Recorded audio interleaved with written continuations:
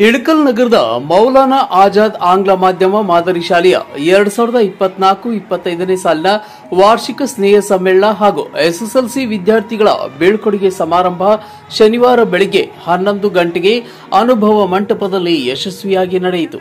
ಕಾರ್ಯಕ್ರಮವನ್ನು ವೀರಶೈವ ಲಿಂಗಾಯತ ಅಭಿವೃದ್ಧಿ ನಿಗಮದ ಅಧ್ಯಕ್ಷ ಹಾಗೂ ಶಾಸಕ ವಿಜಯಾನಂದ ಎಸ್ ಕಾಶಪ್ಪನವರು ಉದ್ಘಾಟಿಸಿ ಮಾತನಾಡಿ, ಮೌಲಾನಾ ಆಜಾದರು ದೇಶದ ಮೊದಲ ಶಿಕ್ಷಣ ಸಚಿವರಾಗಿ ಪ್ರತಿಯೊಬ್ಬರೂ ಶಿಕ್ಷಣ ಪಡೆದುಕೊಳ್ಳಲು ಅವಕಾಶ ಕಲ್ಪಿಸಿದ್ದರು.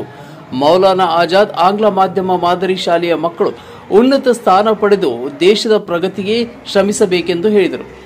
ಇಲ್ಲಿನ ಮೌಲಾನಾ ಆಜಾದ್ ಶಾಲೆಯೂ ಸೇರಿದಂತೆ ಸರ್ಕಾರಿ ವಸತಿ ಶಾಲೆಗಳು ಖಾಸಗಿ ಶಾಲೆಗಳಿಗೆ ಕಡಿಮೆ ಇಲ್ಲದಂತೆ ಕಾರ್ಯನಿರ್ವಹಿಸುತ್ತಿರುವುದು ಶ್ಲಾಘನೀಯವಾಗಿದೆ ಎಂದು ಹೇಳಿದರು. ಸರ್ಕಾರದ ಸೌಲಭ್ಯಗಳನ್ನು ಸದುಪಯೋಗಪಡಿಸಿಕೊಂಡು ಈ ಶಾಲೆಯ ಅತಿಥಿ ಶಿಕ್ಷಕರು ಉತ್ತಮ ಗುಣಮಟ್ಟದ ಶಿಕ್ಷಣ ನೀಡುತ್ತಿದ್ದಾರೆ. ಪಾಲಕರು ತಮ್ಮ ಮಕ್ಕಳ ಮೇಲೆ ನಿಗಾ ಇರಿಸಬೇಕೆಂದು ಹೇಳಿದರು. ಶಾಲಾ ಶಿಕ್ಷಕರ ಪರವಾಗಿ ಶಾಸಕರನ್ನ ಗೌರವಿಸಿ ಸನ್ಮಾನಿಸಲಾಯಿತು. ಇದೇ ಸಂದರ್ಭದಲ್ಲಿ ನಗರಸಭೆ ಸದಸ್ಯರಾದ ಸುರೇಶ್ ಜಂಗ್ಲಿ, ಅಮೃತ್ ಬಿಜ್ಜಳ್, ನಗರ ಯೋಜನಾ ಪ್ರಾಧಿಕಾರದ ಅಧ್ಯಕ್ಷ ರಾಘವೇಂದ್ರ ಚಿಂಚಮಿ ಹಾಗೂ ಯೋಜನಾ ಪ್ರಾಧಿಕಾರದ ಸದಸ್ಯ ಶಬ್ಬೀರ್ ಭಾಗವಾನ್, ಹಿರಿಯರಾದ ಶರಣಪ್ಪ ಆಮದಿಹಾಳ್, ಅಹಮದ್ ಸಾಬ್ ಭಾಗವಾನ್, ಶಿಕ್ಷಣ ಇಲಾಖೆ ಸುರೇಶ ಸುಳಿಬಾವಿ, ಇಂದುಮತಿ ಪುರಾಣಿಕ್, ಮುರ್ತುಜಬಿ ಬೇಗಂ ಕೊಡಗಲಿ ಸೇರಿದಂತೆ ಇತರರು ಉಪಸ್ಥಿತರಿದ್ದರು. ಪ್ರಭಾರಿ ಮುಖ್ಯ ಶಿಕ್ಷಕ ಯಮನೂರ್ ಸಾ ನದಾಫ್ ಅಧ್ಯಕ್ಷತೆ ವಹಿಸಿದ್ದರು. ಶಿಕ್ಷಕಿ ಫರ್ಜಾನಾ ಸೋಲಾಪುರ್ ಪ್ರಾಸ್ತಾವಿಕವಾಗಿ ಮಾತನಾಡಿದರು.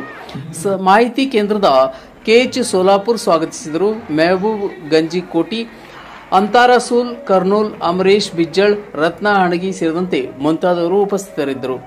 ಕ್ಷಣದ ಸುದ್ದಿಗಾಗಿ ನಿಮ್ಮ ಸಿವಿಜಿ ಸುದ್ದಿಯನ್ನೇ ಫಾಲೋ ಮಾಡಿ.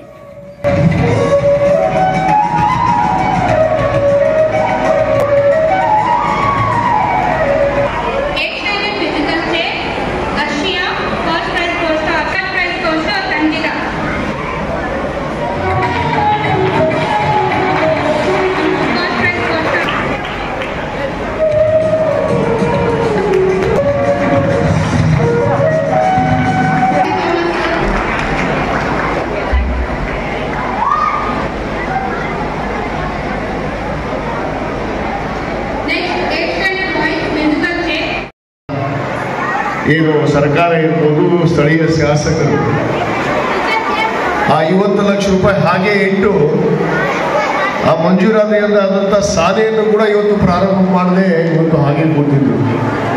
ಬಹುತೇಕ ಮತ್ತೆ ನಾನು 2023ರಲ್ಲಿ ನಾನು ಶಾಸಕನಾದ ಮೇಲೆ ತಕ್ಷಣವೇ ನಾನು ಮೊದಲು ಪೂಜೆ ಮಾಡಿದ್ದು ಇಳಕಲ್ ನಗರದಲ್ಲಿ, ಅಂದರೆ ಅದು ಮೌಲಾನಾ ಆಜಾದ್ ಶಾಲೆ ಅನ್ನೋ ಮಾತನ್ನು ನಾನು ಹೆಮ್ಮೆಯಿಂದ ಹೇಳಕ್ಕೆ ಇಚ್ಛೆಪಡ್ತೇನೆ.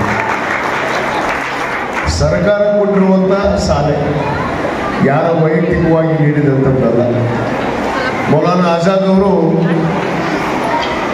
ಈ ದೇಶದ ಸ್ವಾತಂತ್ರ್ಯಕ್ಕಾಗಿ ಹೋರಾಟವನ್ನು ಮಾಡಿ, ಅನೇಕ ತ್ಯಾಗವನ್ನು ಮಾಡಿ,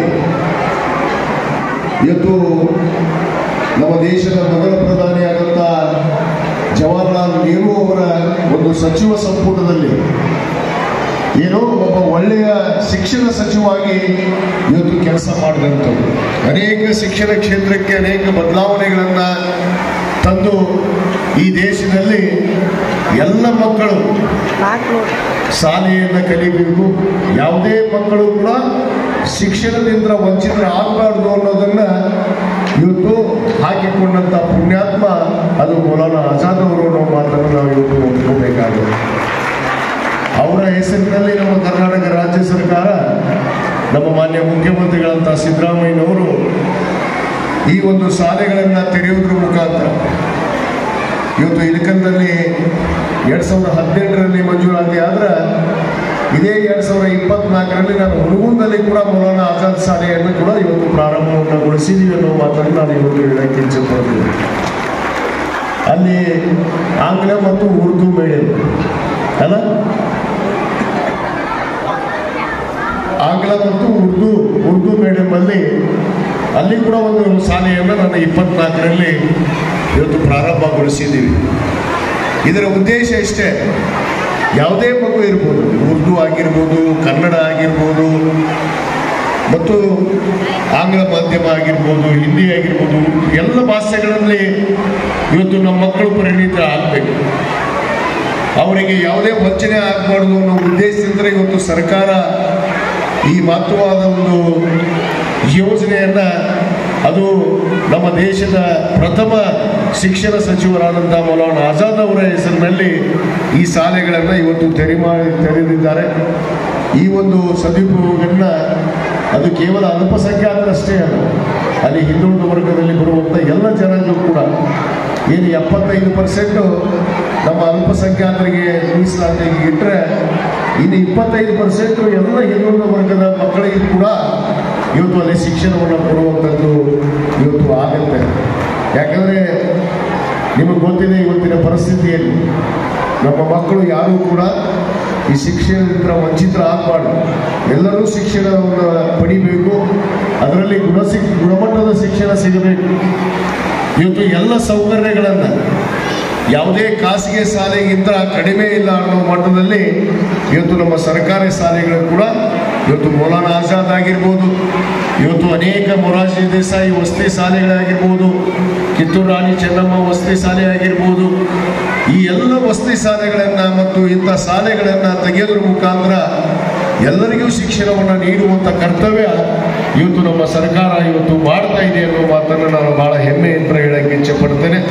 ಅದರ ಜೊತೆಗೆ ಮಕ್ಕಳಿಗೆ ಎಲ್ಲ ಸವಲತ್ತುಗಳನ್ನು ಇವತ್ತು ಮಕ್ಕಳಿಗೆ ಮಧ್ಯಾಹ್ನದ ಬಿಸಿ ಊಟ, ಬಟ್ಟೆ ಬರೆಯನ್ನು ನೀಡೋದ್ರ ಜೊತೆಗೆ ಎಲ್ಲ ಸೌಕರ್ಯಗಳನ್ನು ಇವತ್ತು ನಮ್ಮ ಸರ್ಕಾರಗಳು ನೀಡ್ತಾ ಇದ್ದಾವೆ. ಅದರ ಸದುಪಯೋಗವನ್ನು ಪಡೆದು ನಾನು ಇಲ್ಲಿ ಆಗಮಿಸಿರುವಂಥ ಪಾಲಕರ ಗಮನವನ್ನು ಸೆಳೆಯಕ್ಕೆ ಬಯಸ್ತೇನೆ. ಯಾಕಂದರೆ ತಮ್ಮ ಮಕ್ಕಳು ವಿದ್ಯಾವಂತರು ಆಗಬೇಕು ಅಂದರೆ ಅದಕ್ಕೆ ನಮ್ಮ ಹಿರಿಯರು ಹೇಳ್ತಿರ್ತಾರೆ, ತಾಯಿಯೇ ಮೊದಲನೇ ಗುರು ಅಂತ ಹೇಳಿ. ತಾಯಿಯೇ ಮೊದಲನೇ ಗುರು ಮಕ್ಕಳಿಗೆ. ಶಿಕ್ಷಕರು ಆಮೇಲೆ ಶಾಲೆಗೆ ಹೋದ್ಮೇಲೆ ಬರ್ತಾರೆ. ಅವರಿಗೆ ಸಂಸ್ಕಾರ ಸಂಸ್ಕೃತಿಯನ್ನು ಇವತ್ತು ಕಲಿಸೋ ನಿಟ್ಟಿನಲ್ಲಿ ತಾಯಿಯರ ಪಾತ್ರ ಬಹಳ ಮುಖ್ಯವಾಗಿರುತ್ತೆ. ಅದರಲ್ಲಿ ಮಕ್ಕಳಿಗೆ ಶಾಲೆಗೆ ಕಳಿಸೋದ್ರಿಂದ ಹಿಡಿದು ಅವರಿಗೆ ಒಂದು ಒಳ್ಳೆಯ ಸಂಸ್ಕಾರವನ್ನು ಸಂಸ್ಕೃತಿಯನ್ನು ಕಲಿಸಿ ಈ ನಾಡಿನ ಬಗ್ಗೆ ಮತ್ತು ನಮ್ಮ ದೇಶದ ಬಗ್ಗೆ ದೇಶದ ಪ್ರೇಮವನ್ನು ತುಂಬೋದ್ರ ಜೊತೆಗೆ ದೇಶದ ಅಭಿಮಾನವನ್ನು ಇಟ್ಟುಕೊಂಡು ಈ ದೇಶದ ಮುಂದಿನ ಭವಿಷ್ಯದ ಪ್ರಜೆಗಳಾಗಿ ದೇಶವನ್ನು ಮುನ್ನಡೆಸುವಂಥ ಮಕ್ಕಳಾಗಿ ಅವರು ಹೊರಹೊಮ್ಮೋದ್ರಲ್ಲಿ ತಮ್ಮ ಪಾತ್ರ ಬಹಳ ಮುಖ್ಯವಾಗಿದೆ. ಆ ಒಂದು ವಿಚಾರದಲ್ಲಿ ನಮ್ಮ ಎಲ್ಲ ಪಾಲಕರನ್ನು ನೋಡಿದರೆ ಇವತ್ತು ಬಹಳ ಸಂತೋಷವಾಗಿದ್ದಾರೆ. ಯಾಕಂದರೆ ಮಕ್ಕಳ ವಿದ್ಯಾಭ್ಯಾಸವೇ ಅವರ ಭವಿಷ್ಯ ಎನ್ನುವ ಭಾವನೆಯನ್ನು ಇಟ್ಕೊಂಡು ತಾವೆಲ್ಲ ಪಾಲಕರು ಇಲ್ಲಿ ಬಂದಿದ್ದೀವಿ. ಆದ ಕಾರಣ ತಾವು ಆ ಮಕ್ಕಳ ಭವಿಷ್ಯವನ್ನು ರೂಪಿಸುವುದರಲ್ಲಿ ಯಾವುದೇ ಚಾಚು ತಪ್ಪದೆ ಕರ್ತವ್ಯವನ್ನು ನಿಭಾಯಿಸಬೇಕು ಅನ್ನೋ ಮಾತನ್ನು ಕೂಡ ಈ ಸಂದರ್ಭದಲ್ಲಿ ಹೇಳ್ತಾ, ಇವತ್ತೇನು ನಮ್ಮ ಅನೇಕ ವಿದ್ಯಾರ್ಥಿಗಳು ಇವತ್ತು ಇಳಕಲ್ ನಗರದಲ್ಲಿರುವಂಥ ನಮ್ಮ ಮೌಲಾನಾ ಆಜಾದ್ ಆಂಗ್ಲ ಮಾಧ್ಯಮ ಮಾದರಿ ಶಾಲೆಯಲ್ಲಿ ಪ್ರಥಮ ಬಂದು ಇವತ್ತು ನಮ್ಮ ತಾಲೂಕಕ್ಕೆ ಏನು ಕೀರ್ತಿಯನ್ನು ಘನತೆಯನ್ನು ಹೆಚ್ಚಿಸಿದ್ದಾರೆ. ಈ ವೇದಿಕೆ ಪರವಾಗಿ ನನ್ನ ವೈಯಕ್ತಿಕವಾಗಿ ಅವರಿಗೆ ನಾನು ಅಭಿನಂದನೆಯನ್ನು ಕೂಡ ನಾನು ಸಲ್ಲಿಸಕ್ಕೆ ಇಚ್ಛೆ ಪಡ್ತೇನೆ. ಇನ್ನು ಮಕ್ಕಳು ಒಳ್ಳೆಯ ವಿದ್ಯಾಭ್ಯಾಸವನ್ನು ಪಡೆದು ತಾವು ಗುಣಮಟ್ಟದ ಶಿಕ್ಷಣವನ್ನು ಪಡೆದು ಇವತ್ತು ವಿದ್ಯಾವಂತರಾಗಿ ಈ ದೇಶದ ಒಳ್ಳೆಯ ಪ್ರಜೆಗಳಾಗಿ ಈ ದೇಶದ ತತ್ವ ಸಿದ್ಧಾಂತವನ್ನು ಅರ್ಥ ಮಾಡಿಕೊಂಡು ಇವತ್ತೇನು ನಮ್ಮ ದೇಶ ಜಾತ್ಯತೀತ ತಳಹಾದಿ ಮೇಲೆ ಇವತ್ತು ರಚನೆ ಆದಂಥ ದೇಶ. ಈ ದೇಶದ ತತ್ವ ಸಿದ್ಧಾಂತ ನಮ್ಮ ಪವಿತ್ರವಾದ ಗ್ರಂಥ ಸಂವಿಧಾನ ಶಿಲ್ಪಿ ಡಾಕ್ಟರ್ ಬಾಬಾ ಸಾಹೇಬ್ ಅಂಬೇಡ್ಕರ್ ಅವರು ಕೊಟ್ಟಿರುವಂತಹ ಸಂವಿಧಾನದ ಅಡಿಯಲ್ಲಿ ನಾವು ಒಳ್ಳೆಯ ಪ್ರಜೆಗಳಾಗಿ ನಡೆಯುವಂಥ ಮಕ್ಕಳಾಗಿ ಹೊರಹೊಮ್ಮಬೇಕು ಅನ್ನೋ ಒಂದು ಮಾತನ್ನು ಕೂಡ ನಾನು ಮಕ್ಕಳಲ್ಲಿ ಇವತ್ತು ಹಾರೈಸಿ ಇಲ್ಲಿ ಮುಗಿಸಿ ಇವತ್ತೇನು ತಮ್ಮ ಹೆಚ್ಚಿನ ವಿದ್ಯಾಭ್ಯಾಸಕ್ಕಾಗಿ ಹೊರಗೋಗುವಂಥ ಮಕ್ಕಳಿಗೂ ಕೂಡ ತಮ್ಮ ಭವಿಷ್ಯದಲ್ಲಿ ಒಳ್ಳೆಯ ಪದವಿಯನ್ನು ಇವತ್ತು ಶಿಕ್ಷಣವನ್ನು ಪಡೆಯೋದಕ್ಕೆ ಆಯ್ಕೆಯನ್ನು ಮಾಡಿಕೊಂಡು ತಾವು ಒಳ್ಳೆಯ ವಿದ್ಯಾವಂತರಾಗಿ ಇವತ್ತು ಉದ್ಯೋಗವಂತರಾಗಿ ಈ ದೇಶವನ್ನು ಮುನ್ನಡೆಸುವಂಥ ವಿದ್ಯಾರ್ಥಿಗಳಾಗಿ ಹೊರಹೊಮ್ಮಬೇಕು ಅನ್ನೋದು ಮಾತನ್ನು ಮತ್ತು ತಮಗೆ ಶುಭಾಶಯವನ್ನು ಕೂಡ ಕೋರ್ತಾ ಈ ಒಂದು ಕಾರ್ಯಕ್ರಮದಲ್ಲಿ ಇವತ್ತೇನು ನಮ್ಮ ಎಲ್ಲ ನಗರದ ಎಲ್ಲ ಗಣ್ಯಮಾನ್ಯರು ಎಲ್ಲರೂ ಕೂಡ ಆಗಮಿಸಿ ಕಾರ್ಯಕ್ರಮವನ್ನು ಯಶಸ್ವಿಗೊಳಿಸಿದ್ದಕ್ಕೆ ತಮ್ಮೆಲ್ಲರ ಪರವಾಗಿ ಎಲ್ಲರಿಗೂ ಮತ್ತೊಮ್ಮೆ ವಂದಿಸಿ ನನ್ನ ಎರಡು ಮಾತನ್ನು ಮುಗಿಸ್ತೇನೆ. ಜೈ ಹಿಂದ್, ಜೈ ಕರ್ನಾಟಕ.